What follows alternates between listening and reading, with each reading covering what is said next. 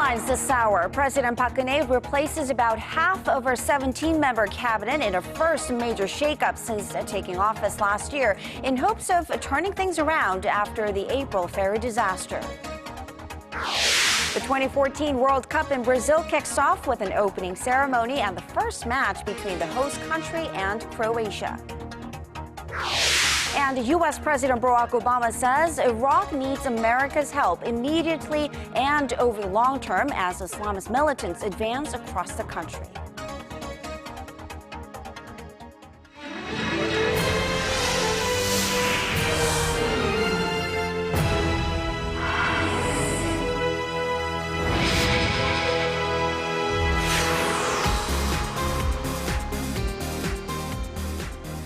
Hello everybody, happy Friday. I'm Sean Lim. And I'm Kang Tae-ri. Thanks for joining us.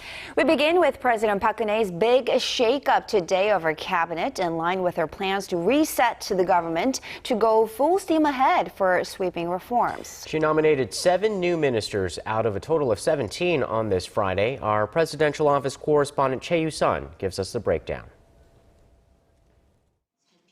As highly expected, President Park has nominated her close aide and former ruling party floor leader Choi Kyung-hwan as finance minister and deputy prime minister. The former bureaucrat's experience in economic policy making and later in parliament were highly valued in the pick, as the president has a 3-year plan to revitalize the local economy. President Park also named Choi Yang-hee, a computer science and engineering professor, as her science and ICT minister. The nominee's career-long contributions to the development of convergence technology and innovative thinking were acknowledged in his nomination.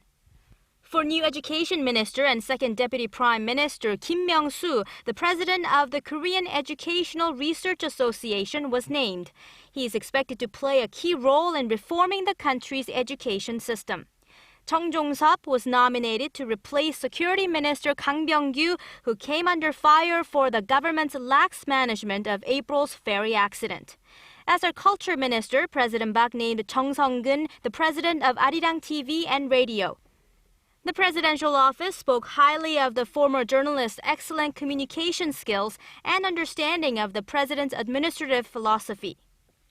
Lee Ki-kwan, the former vice labor minister, was nominated to head the same ministry. To replace gender equality minister Choi You-sun, who was named the presidential secretary this week, ruling party lawmaker Kim Hee-jung was nominated. As for the maritime minister, who had offered to resign after the Sewol-ho ferry accident recovery ends, the presidential office said he will stay put for now. By naming her close aides into the cabinet and the presidential office, it's expected that President Park will further secure her authority in running state affairs. Her office says that there will be no other nominations until the government restructuring bill to establish a safety ministry passes parliament. Choi You-sun, Arirang News. And the country's rival political parties, as you can already imagine, had very different reactions to Friday's cabinet reshuffle. The ruling Saenuri Party welcomed the news, saying the nominations reflect the president's commitment toward reforming the government and economy. As for the timing of the shakeup, which comes before the president's nominee for prime minister had been confirmed by the parliament, the ruling party said it hopes the opposition understands that time is of the essence. The opposition New Politics Alliance for Democracy, however, was not quite so understanding. They said the reshuffle violated the nation's constitution, which states that the prime minister must recommend cabinet ministers to the president. If confirmed by the National Assembly, President Park Geun-hye's pick to be her new finance minister, Choi Kyung-hwan, will have to hit the ground running. Exactly. He will enter office faced with a number of burning assignments to keep the country on track towards a new economic paradigm. Our Shin Sa-min goes over the tasks ahead. Setting the nation's economy on a steady path to recovery will be the biggest task for the newly nominated finance minister, Choi Kyung-hwan. In a face-to-face with the reporters, he said he aims to place a premium on successfully carrying out the Park administration's 3-year economic innovation plan announced in February. And perking up domestic consumption, which has been suffering from a prolonged slump, is his first line of business.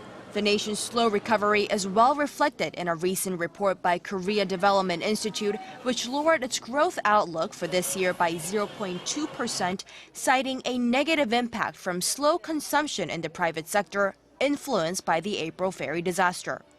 Overhauling debt-ridden public enterprises is another issue he'll take on. In May, President Park pointed out that the combined debts of public institutions as of the end of 2013 amounted to nearly $510 billion, showing expenses were greater than the national debt. The nomination comes at a time of increased scrutiny of the finance ministry, which stands accused of not being proactive enough in carrying out reforms. Experts say Choi's extensive experience and knowledge of economic policies and affairs will serve him well in his new role. They added that his close ties with President Park also stand to help him forge ahead with policy changes, which in recent weeks have been obstructed by varying opinions among government agencies and a lack of cooperation from the National Assembly. Shin Se-min, Arirang News. There is a movie due out in October that's about a plot to assassinate North Korean leader Kim Jong-un. You are entering into the most dangerous country on earth is how the teaser for the movie called The Interview begins. The action comedy centers around how a talk show host and his producer, played by James Franco and Seth Rogen, embark on a CIA mission to assassinate Kim Jong-un while interviewing him.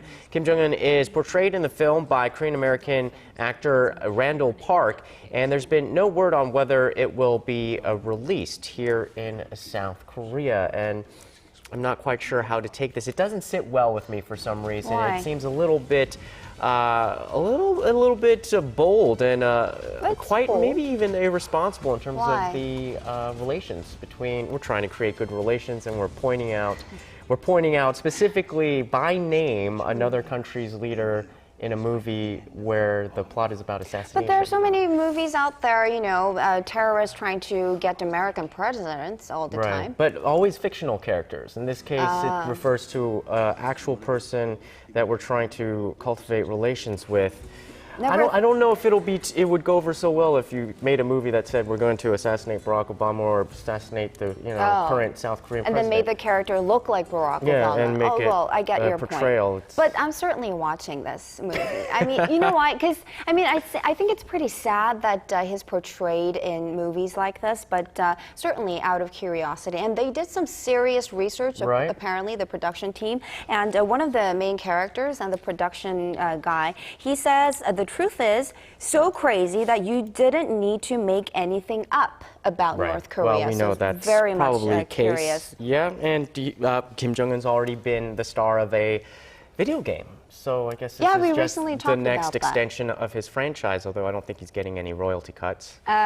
Definitely not there. And I'm not so sure that's going to help improve the regime's image to the outside world. But you know what? Our next story just might. The international news agency AFP is opening a bureau in Pyongyang.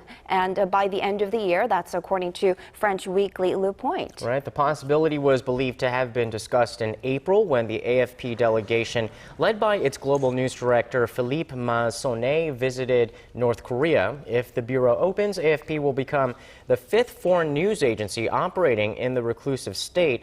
AFP has yet to comment on the issue. Curry's comments came in response to Your gateway to the day's biggest stories in Korea and around the world.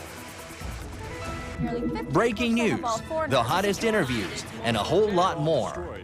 Join Arirang Sean Lim and Kang Che-ri from the heart of Seoul. Begins now. Primetime news, weeknights, live at 10 on Arirang TV.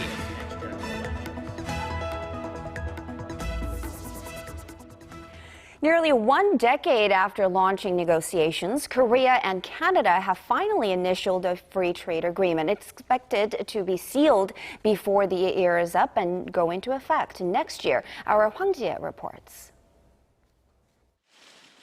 Korea is getting a step closer to expanding its free trade bloc. Seoul's trade ministry said Friday that the nation had initialed a free trade agreement with Canada.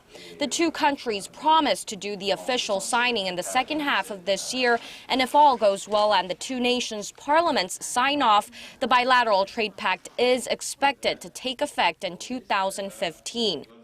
Over the next 10 years, each side will get rid of tariffs on nearly 98% of traded goods. And while Korea's manufacturing sector is expected to get a boost from the trade pact, the local farming industry, especially those doing business in livestock products, may take a hit. Canada will lift all of its current 6% tariffs within 2 years on Korean automobiles that make up more than 40% of Korea's exports to the North American country. The Korea Trade Investment Promotion Agency says Canada's abundance of natural resources, such as oil and natural gas, will be a boon for Korean exports of equipment associated with developing those resources. However, import tariffs of up to 72% on Canadian beef will also be gradually lifted over a 15-year period. Canada is Korea's 25th largest trading partner, with the bilateral trade volume standing at almost $10 billion. If and when the deal goes into effect next year, Canada will become Korea's 12th FTA partner. 황지혜, Arirang News. Foreign currency deposits in Korean banks hit a record high for the second straight month in May. The Bank of Korea says that foreign exchange deposits of residents in Korea stood at almost $60 billion as of the end of last month, up $1.2 billion from a month earlier. The central bank attributed this rise to a spike in Chinese yuan deposits as investors sought the currency out for its higher yield. Residents include local citizens, foreigners, as well as foreign companies who have stayed in the country for more than 6 months. The newest tablet PC from Samsung Electronics has been unveiled, and it's being billed as the thinnest and lightest model in the company's lineup.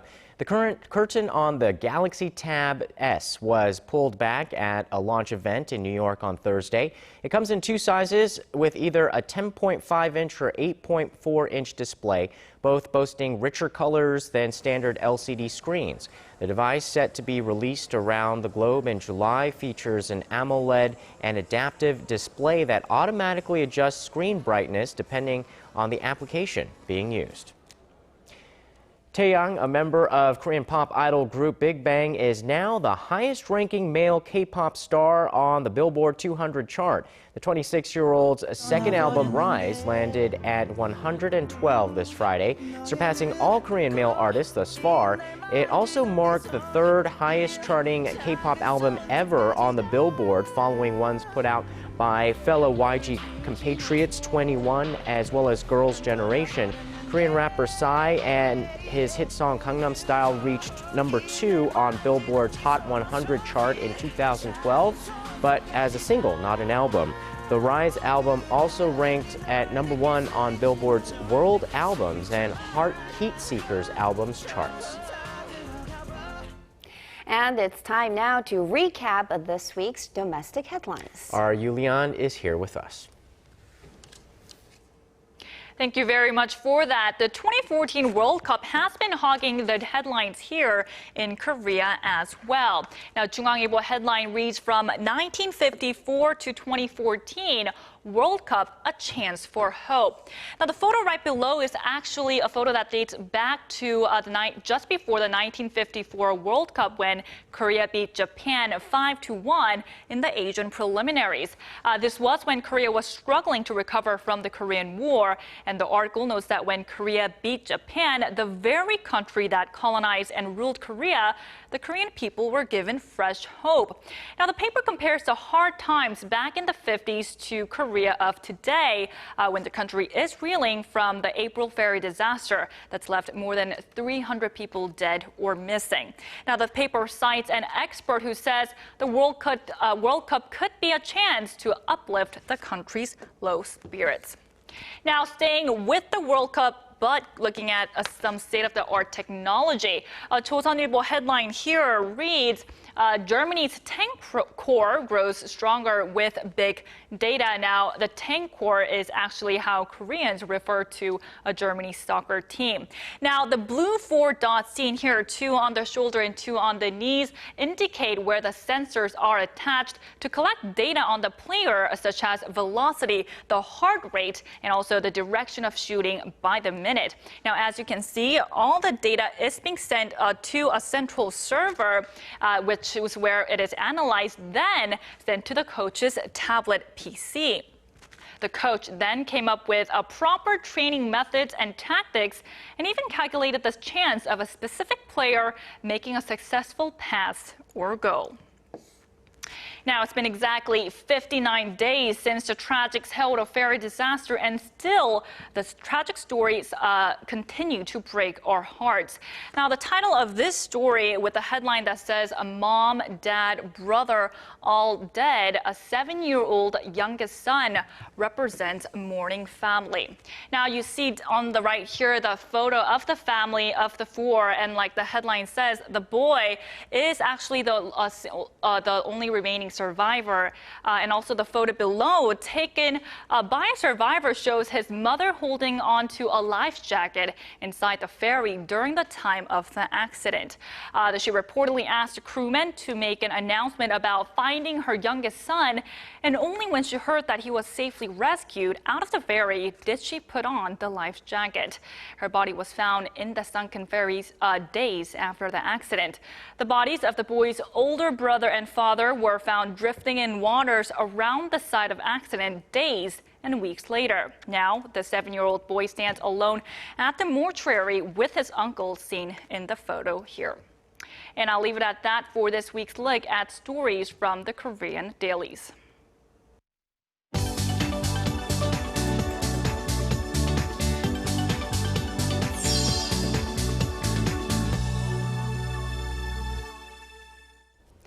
International condemnation has erupted over the hostile takeover of northern Iraq by Islamist militants as the government there is struggling to mount a counteroffensive. With more on the crisis, we turn to Paul Yee at the news center. Paul, these insurgents have claimed 2 more towns in just the last day, this time in the eastern provinces. What's their endgame?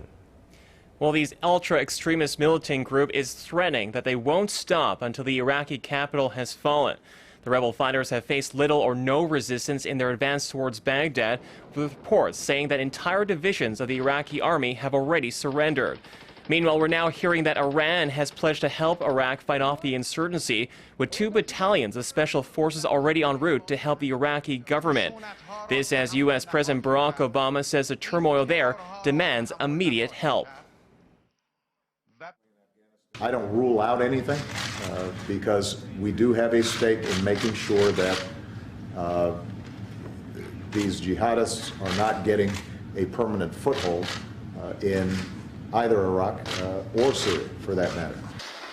Iraq seems to be collapsing under the weight of Sunni-led militants called the Islamic State of Iraq and the Levant, also known as ISIS. The splinter terrorist group of al-Qaeda is surging through Iraq, seizing several towns and cities, including the country's second-largest city of Mosul. Some 500,000 people have fled the Mosul since it was taken over, and the U.S. says militants have killed hundreds of civilians in summary executions.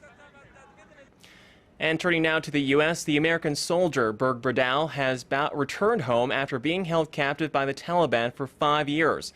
After landing in San Antonio, Texas on Friday, Sergeant Bardal has taken to the Army Medical Center, where he was reunited with his family. Officials say the 28-year-old former POW will begin treatment in what the military calls a reintegration mission.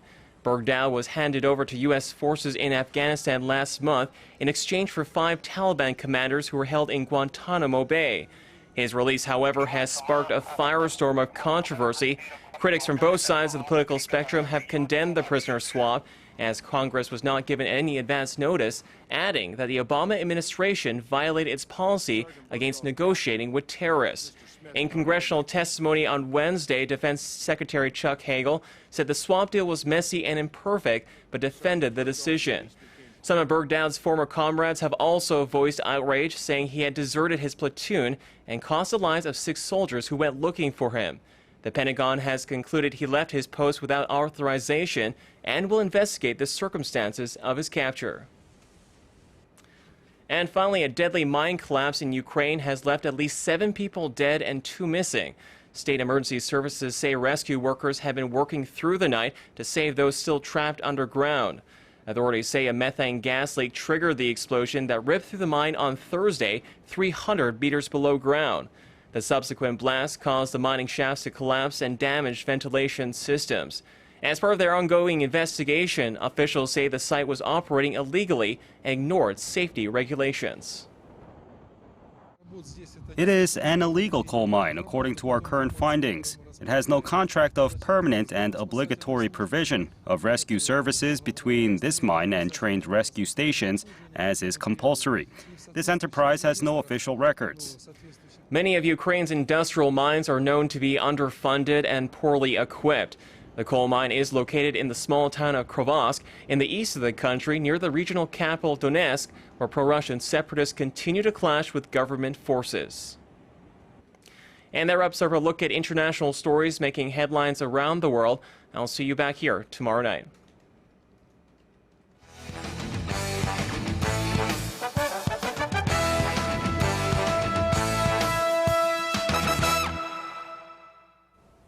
Hello and welcome to Primetime Sports. I'm Stephen Che.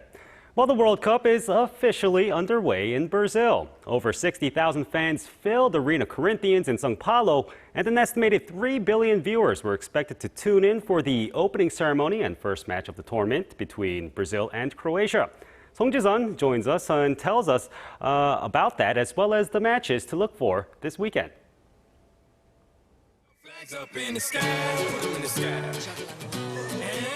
The opening ceremony epitomized the beauty and passion of the South American country.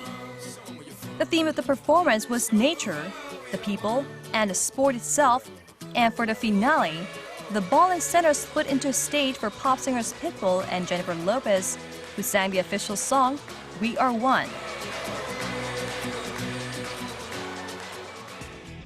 In the opening match, the first goal of this year's World Cup came from the home team, but it was an own goal by Marcelo on the 11th minute. Brazilian playmaker Neymar equalized soon after, though, and he slotted home a controversially awarded penalty in the second half to give Brazil the lead. Oscar secured a victory with a long-range shot near the end to make it 3-1. 3 games are in the lineup for this Friday, or early Saturday, Korea time.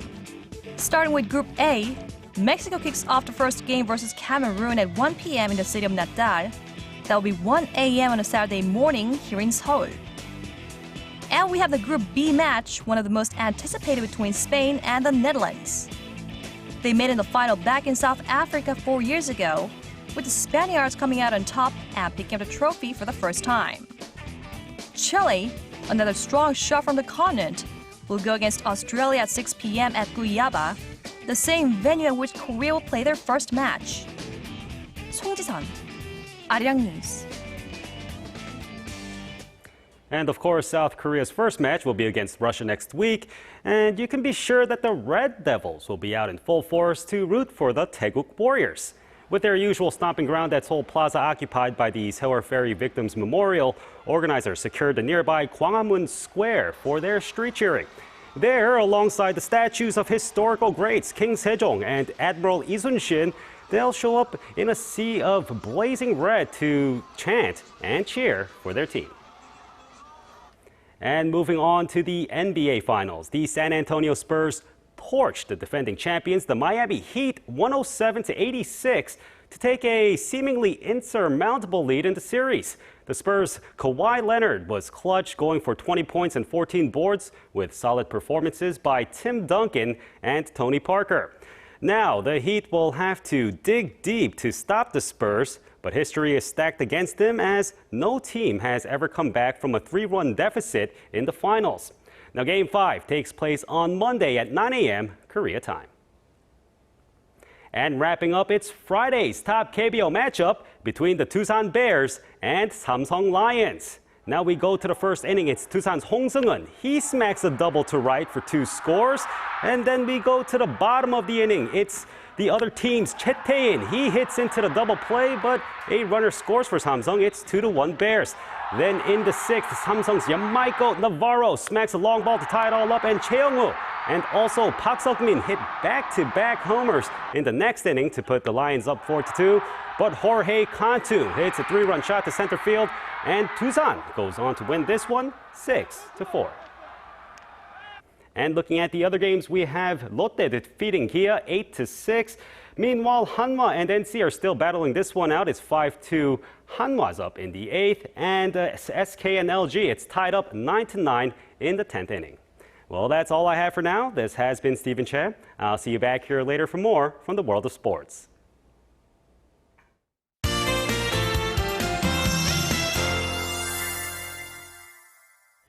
It was a cloudy day here in the capital, but some regions are still receiving showers at this hour. And our Kim Bo-kyung is with us from the Weather Center. Bo-kyung, give us the latest. Guys, rain, and more rain. We've been getting sporadic showers all week, but some good news that we've been looking forward to hearing, as clear and sunny skies are forecast over the weekend. Conditions should be perfect for spending time outdoors.